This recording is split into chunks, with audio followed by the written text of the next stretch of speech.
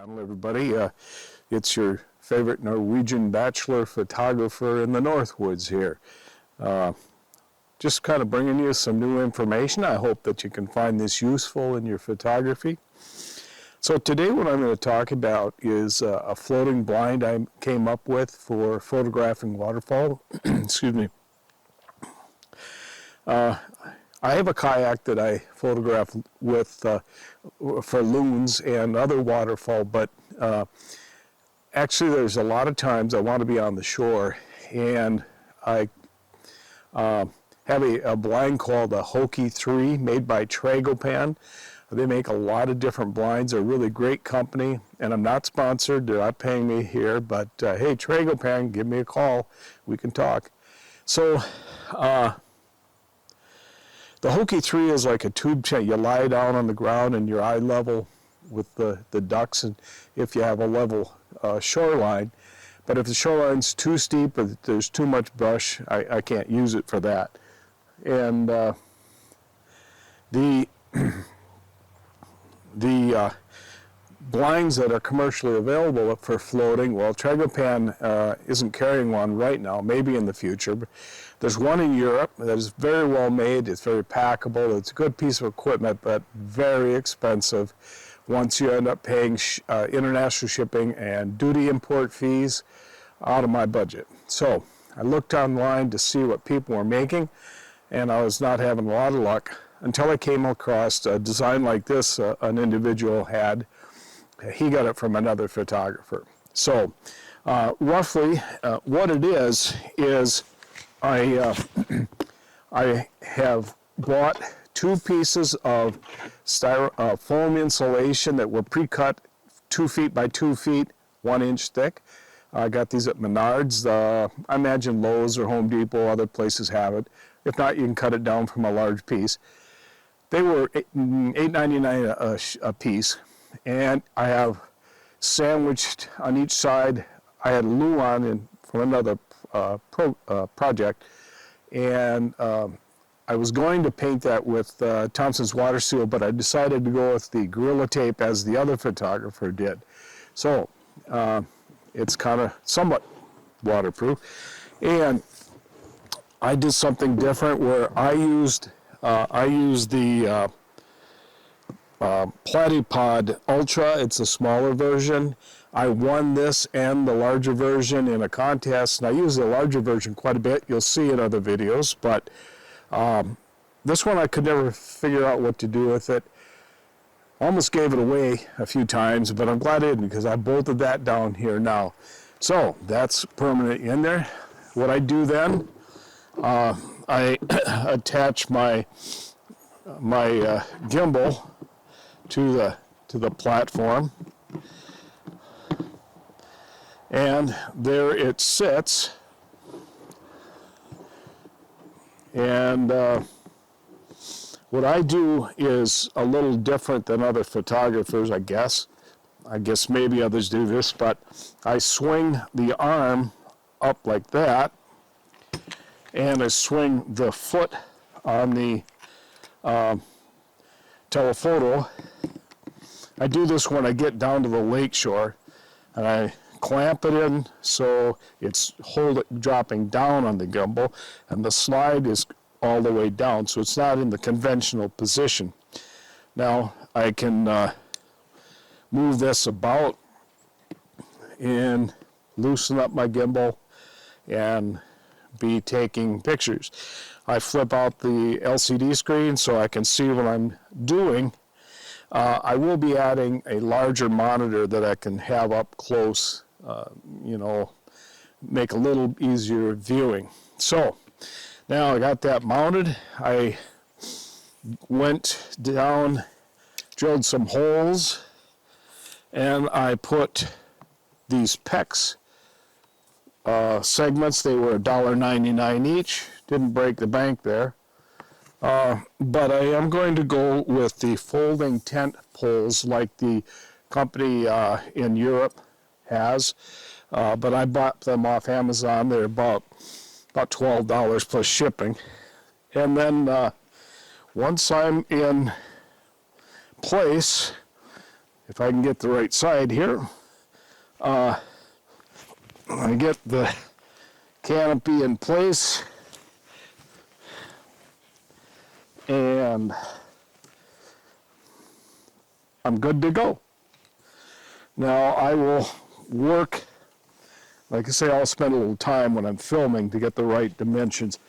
You know, see, it kind of fits around, but as long as I have the lens exposed and there's enough that I can see out and look around. Now when I'm out filming, I'll have a beanie on and sometimes a light wool balaclava that's dark, and I'll probably be wearing another muted jacket to keep me warm.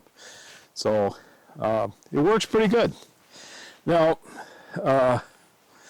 some people have similar setups, but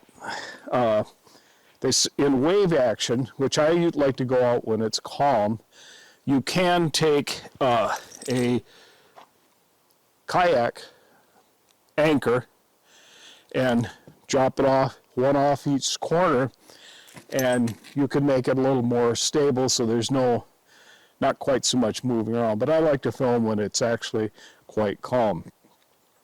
I get out before daylight and I'm in place, and by having the lens down this low, I'm just like this far above the water. The water comes up almost to the top here. So it's kind of what I do. I really like that viewpoint. It's lightweight, and it's portable, it's durable. Now,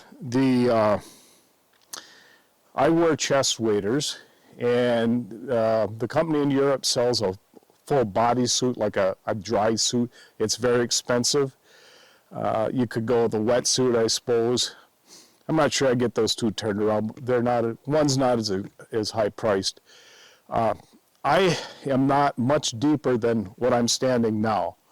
I may get up a little bit deeper, but I don't need to get right to the top of the chest waders. So I feel pretty good. You have to be careful when you're walking. You don't trip on something underneath, of course. Okay, I wear on my feet 100% wool socks.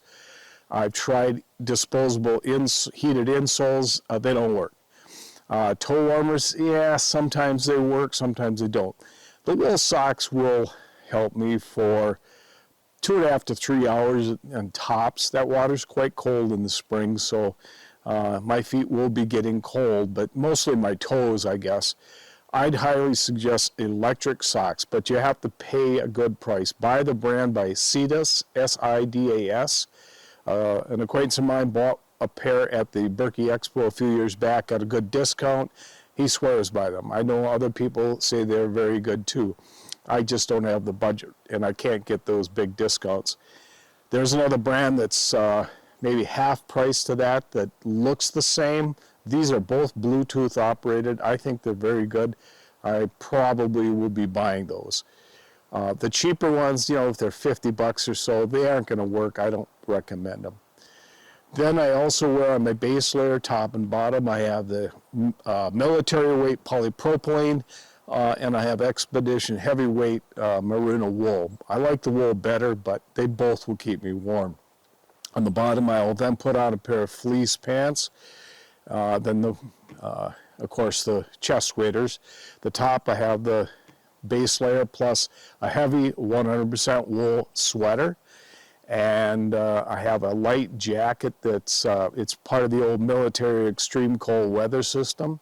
Sometimes I'll put my ghillie jacket on to help with some camo. I don't know if it's needed, but I also plan on ordering an electric vest instead of using the cold weather jacket. So that's what I do. Now, I don't have a problem too much in the spring with my hands out there, but I have hand warmers in the pockets so I can just reach in and grab a hand warmer. I have a pair of lightweight wool glove liners that sometimes I'll take along too. But, I also will use a lens warmer on my lens a lot of times, and there's a battery that I tether to the gimbal so the battery doesn't fall off. That lens warmer keeps any dew or condensation from forming on the front element. I like to carry my cell phone with me. That's in a sealed floating case so that it doesn't fall off in the river. And I use that for emergency or to look up some apps occasionally if I need to. But I like to carry along my Garmin InReach Mini. If you're not familiar with this system, if you're out and you need help and you don't have enough bars to make a phone call, this system works anywhere in the world. It's a texting system. You hit the button, it sends a signal to the center.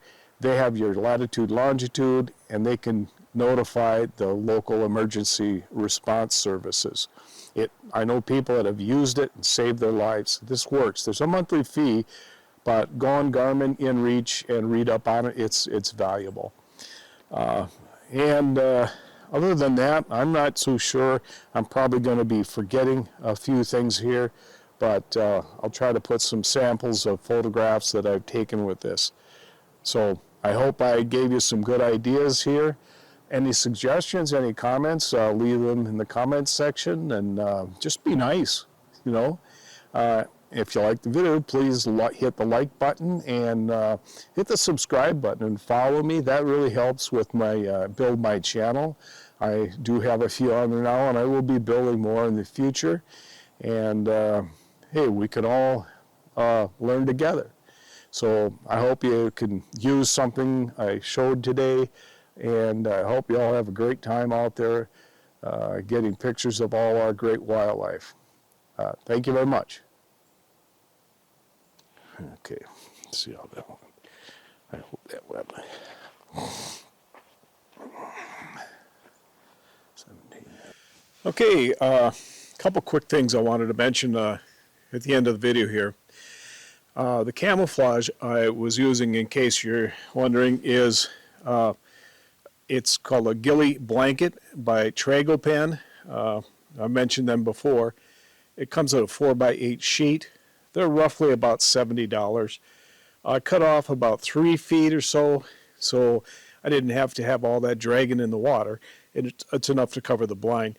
I'll probably buy another one because these are handy. The full 4x8, you can put them between 2 posts or 2 trees. You can also lie under it on the ground. So yeah, it's a really nice material. When you're looking out from underneath it, you can see around you.